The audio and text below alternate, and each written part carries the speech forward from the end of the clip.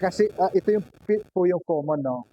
Pagka sa isang komunidad, kaya nagkakaroon ng division, is that pagka in-observe natin how the community works, how the community moves, minsan pagka may alam tayo, ayaw nating ibahagi. Sabihin natin, hayaan mo sila. Ako, mas marunong ako, pero hayaan mo sila. Yung po doon nagkakaroon ng diferensya. Ako, mas magaling, pero yun yung gusto nila, hayaan mo sila. Hindi po ba pwede na yung kagalingan na meron kapag na may nakita kang kulang, ibahagi natin para makumpleto.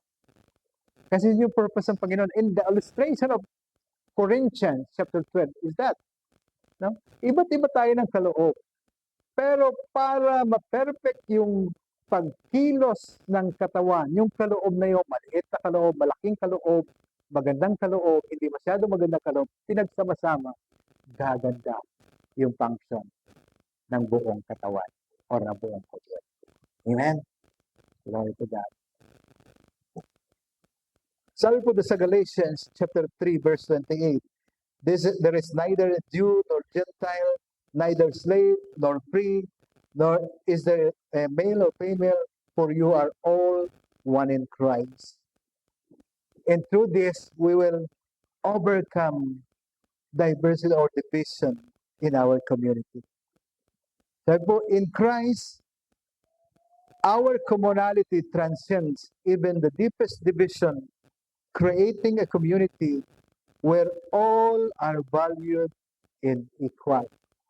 Sa pamamagitan ni Jesus, yung ating pagkakapare-pareho, our commonality, sabi doon, it transcends even the deepest division. Okay? Yes, division is present. But let's take a look in our commonality. Saan tayo nagkakaisa? Glorifying God, worshiping God, serving God, ministering God. No, palakasin natin yon.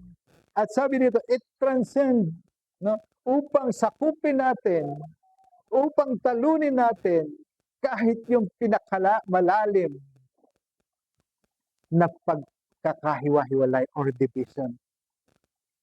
No? So, meaning to say, sa atin bilang community of believers, let us always clear in our mind na lagi natin dapat itinataas, ina-uphold, ay walang iba kundi ang kalwalhatian ng Diyos. Alam natin na dito sa bansa natin, common division, cause of division now is politics. So, we as Christians, let us not talk about politics in the church because iba-iba tayo ng pinaniniwalaan sa politika. Pero pag yun lagi natin pinag-usapan dito sa church, hindi magtatagal, maghihiwa-hiwalay tayo. Pero let us talk about God. How can we give glory to our God? Paano natin malulhati ang Panginoon sa buhay natin? Glory to God. Puro last na lang to. Practicing commonality and community. Paano daw natin isasabuhay yung commonality and community? Number 1, ito na po yung huli natin na dito sa last point. Number 1, intentional shared life. Intentional shared life. Alam po ninyo yung sikreto noong early church, why they became vibrant? Ito po yun. Intentional shared life. Ano pong ginawa ng mga early church? Wala tayong pagdadausan ng pagsamba ngayon. My house, our home is open, and let us gather there in my home and let us worship God. Sabi doon sa Acts chapter 2, yung mga believers naglilipat-lipat sila. At yung kinakain ng bawat isa, nagsimula sila sa kainan eh. Halimbawa tayo po may baon dito. Yun po yung gusto natin ma-develop na kultura. May baon tayo. Sabi ko magbaon tayo, pero hindi ko sinasabi na ito dapat yung baon natin, kanin at adobo. Nasa inyo pong desisyon yon kung ano yung gusto nyo dalhin dito. Pero pagdating dito, di ba, wala magsasabi na, bakit tangkong lang yung dinala mo?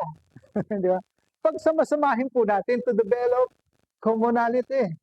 Tama? Tama po? Pagsamasamahin po natin, it's regardless, kangkong ba yan or baboy ba yan.